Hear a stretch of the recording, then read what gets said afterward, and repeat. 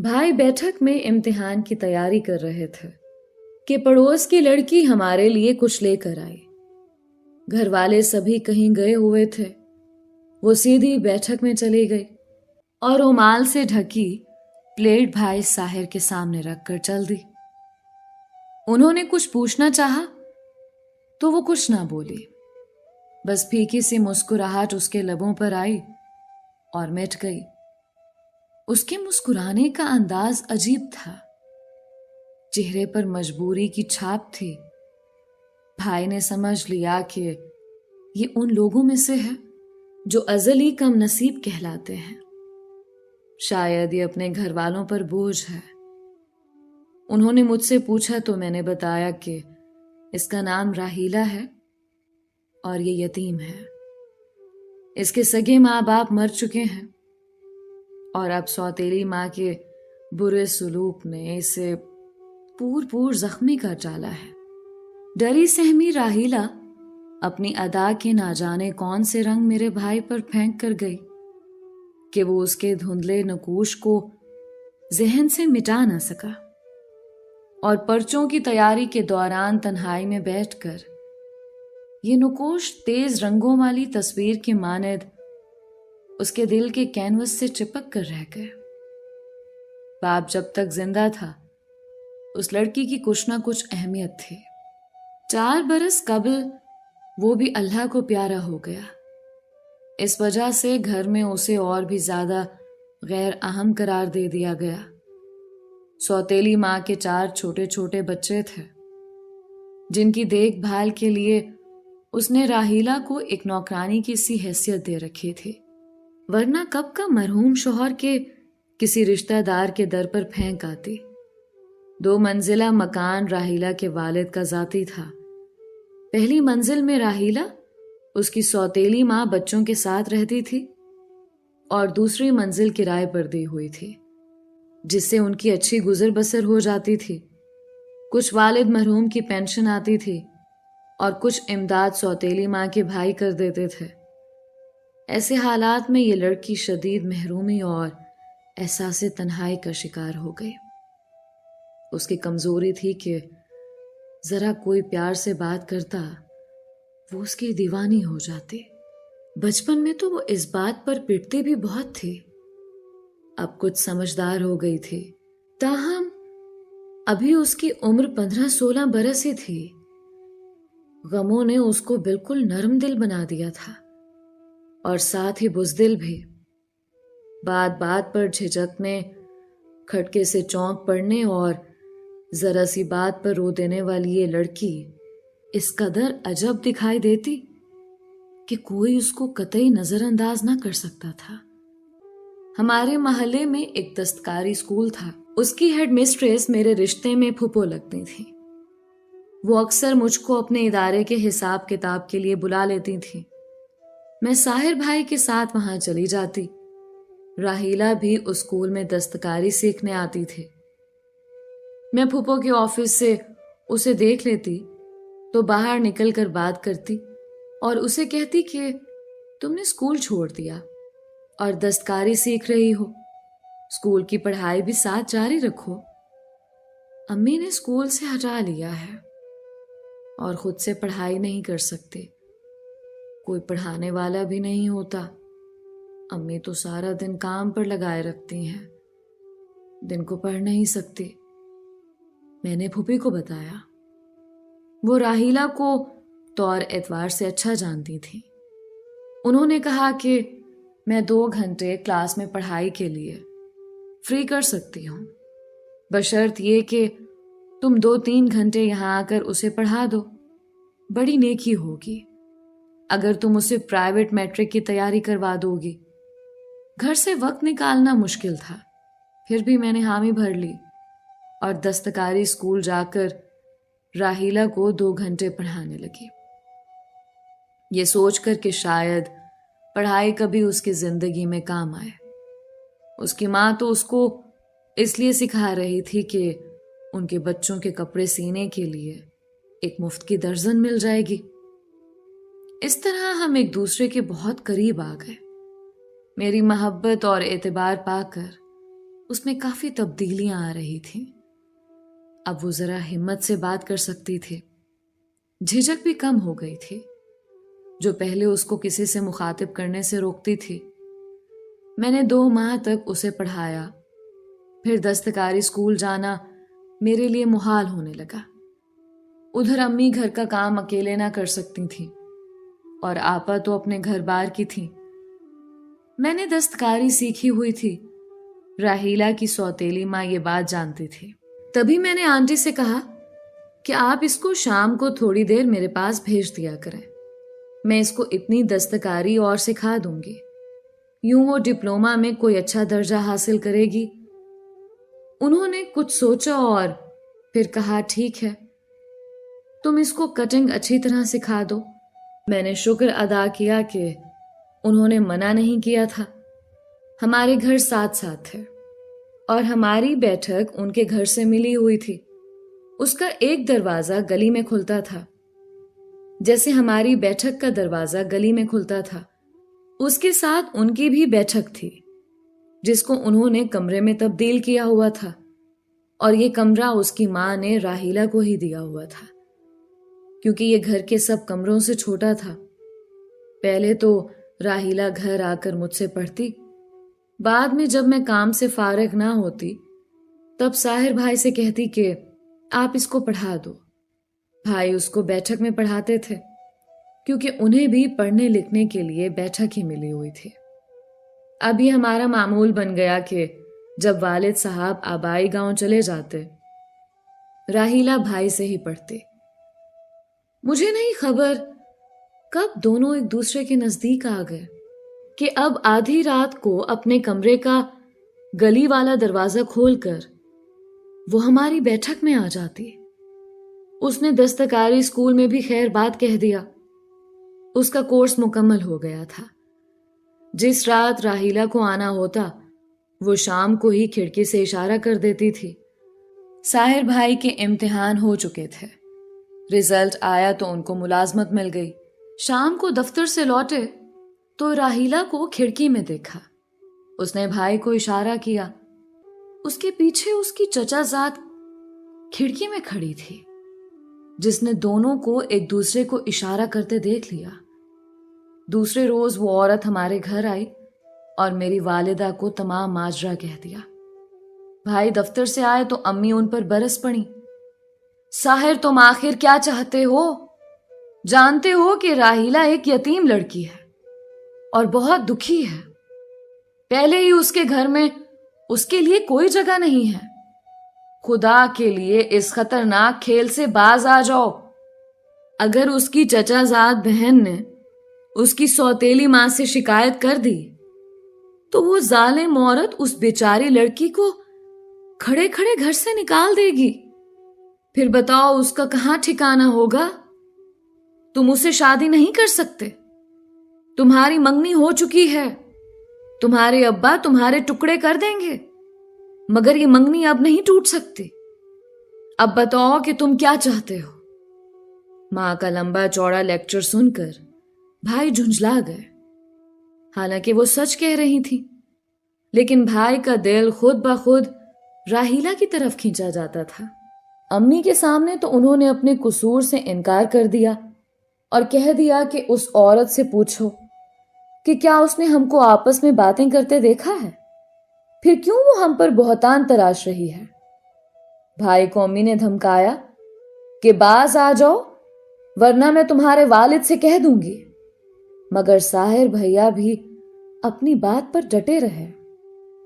راہیلہ کی چچا زاد بہن جو شادی شدہ تھی اور چچی کے پاس 2-3 روز کے لیے رہنے آئی تھی، اس نے امی کو تو خبردار کیا مگر اپنی چچی کو کچھ نہ بتایا۔ جانتی تھی کہ سوتیلی ماں راہیلہ کا کیا حشر کرے گی۔ وہ اپنے گھر چلی گئی۔ ساحر نے اس تنبیہ سے کوئی اثر نہ لیا۔ وہ بدستور کھڑکی کے سامنے کتاب کھول کر بیٹھا رہتا اور اس کی اوٹ سے دیکھتا رہتا۔ اس نے راہیلہ کو پہلے ہی بتا دیا تھا کہ میں تم کو پڑھا سکتا ہوں، تمہارا مستقبل سنوارنے میں تمہاری مدد کر سکتا ہوں، تمہیں پیار دے سکتا ہوں، مگر شادی نہیں کر سکتا۔ इस पर भी राहिला के प्यार में कोई कमी ना हुई। दरअसल वो मोहब्बत की भूखी थी। साहिर भाई क्या, कोई भी उसकी गमगुसारी करता वो उसी का दामन थाम लेती। वो मुतवातिर रात को भाई की बैठक में आती रही। एक रात वो हस्बे मामूल भाई की खिड़की के पास आए तो उसकी मां ने उसे देख लिया और मेरे भाई को नहीं देखा। वो अपने बिस्तर पर लेटे रहे क्योंकि साथ वाली चारपाई पर उस रात गर्मी की वजह से अब्बा जी लेटे हुए थे। भाई ने हाथ के इशारे से उसे वापस जाने को कहा। वो मुड़ी, अपने पीछे मां को देखा और वापस घर में चली गई। रात को मां ने उसे ना जाने क्या क्या बातें सुनाई। सुबह वो फिर खिड़की में आई। उसकी मां सो रही थी। अब्बा जी बैठक से घर में आ गए थे। राहिला ने साहिर को बताया कि मां आज हमारे रिश्तेदारों को बुलाने जाएगी, ना जाने क्या हंगामा होने वाला है। तुम जल्दी बंदोबस्त करो वरना मैं मर जाऊंगी। भाई ने उसे महज तसल्ली दी। दूसरे दिन उनके घर बहुत शोर हुआ। मेरे वालिद अलल सुबह गांव रवाना हो गए थे, इसलिए बात मेरे वालिद के आने तक रोक दी गई थी। साहिर भी ड्यूटी पर चले गए। जब वापस आए तो घर में ईंटें आई हुई थीं। मेरी बहन ने बताया तुम्हारे करतूतों की वजह से खिड़की चुनी जा रही है। अब्बा जान आए तो पड़ोसन ने हमारे घर आकर हंगामा किया। अब्बा ने भाई को घर से निकाल दिया। वो एक दोस्त के घर चला गया जो किराए के घर में अकेला रहता था। भाई ने दफ्तर से 2 दिन की छुट्टी ले ली। उधर राहिला के साथ उसकी सौतेली मां ने बहुत बुरा सलूक किया। सारे मोहल्ले में उसको बदनाम कर दिया। मगर हमारी मां तो सगी थी। वो भाई को समझाने उनके दोस्त के घर चली गई। कहा कि तुम्हारे वालिद ने गुस्से में तुमको घर से निकलने का कह दिया था, तुम वापस चलो और बाप से माफी मांगो। मामू भी अम्मी के साथ थे।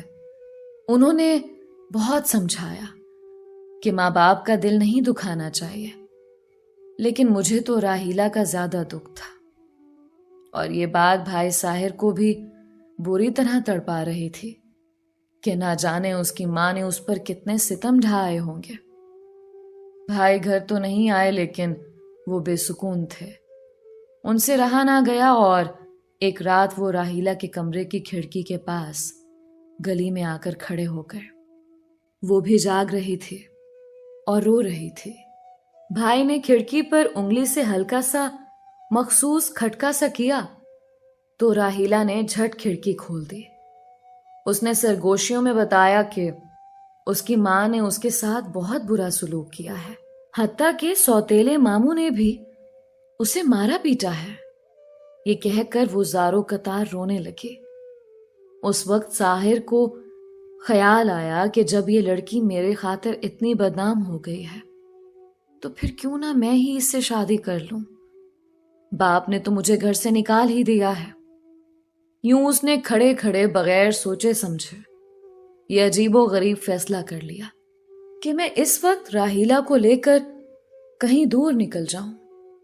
उसने राहिला से कहा कि एक जोड़ा उठा लो और बुर्का ओढ़ लो, वरना ऐसे ही चादर लपेट कर बाहर निकल आओ। मैं आज सुबह फूटने से पहले ही तुमसे निकाह कर लूंगा। राहिला भी जिंदगी से तंग थी।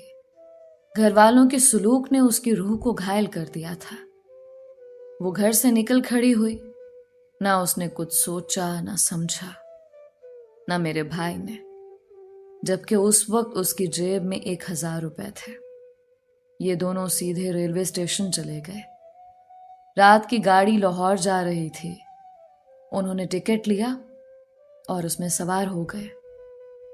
जब गाड़ी शहर की हुदूद से कुछ दूर निकल आई तब अकल ने झंझोड़ा और भाई ने सोचा कि ये मैंने क्या किया, मेरी मंजिल क्या है और मैं कहां जाऊंगा। वो सोचों में गुम थे। राहिला का सौतेला मामू पुलिस ऑफिसर था। ये लोग यकीनन मेरा पीछा करेंगे और मुझे कहीं का ना छोड़ेंगे। अब भयानक अंजाम सामने था। कहीं जाए पनाह ना थे। राहीला बेचारी भाई के साथ दबकी बैठी थी। उसके चेहरे पर सुकून था। अपने अंजाम से बेखबर सो रही थी। वो भैया के साथ शायद ये समझ रही थी कि उसके दुख तमाम हुए और अब उसका कोई कुछ ना बिगाड़ सकेगा। वो औरत थी जिसको बुज़दिल कहते हैं, मगर हिम्मत वाली निकली। जब साहिर ने उसे पुकारा तो उसने उसका साथ दिया और उसकी आवाज पर अपनी मुश्किलात और नागवारियों के बावजूद लब्बैक कहा। और भाई जो एक मर्द था, आने वाली मुश्किलात के ख्याल से उसकी मर्दानगी ने हथियार डाल दिए। और जो ही अगले स्टेशन पर गाड़ी रुकी, उसने राहीला को महवे ख्वाब पाया तो मुस्तकबिल के अंदेशों से डरकर उसको तन्हा रास्ते में छोड़ दिया और खुद गाड़ी से उतर गया।